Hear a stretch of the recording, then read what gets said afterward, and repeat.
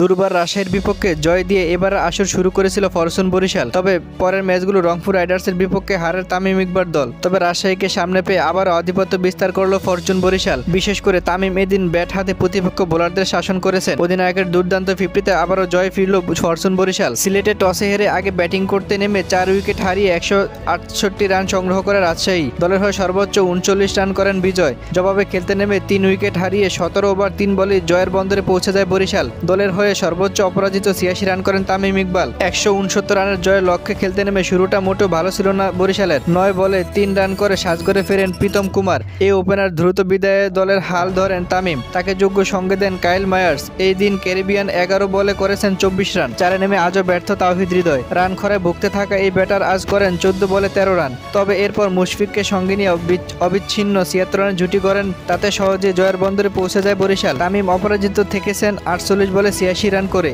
আর মুশফিকের bat থেকে এসেছিল অপরাজিত 34 রান।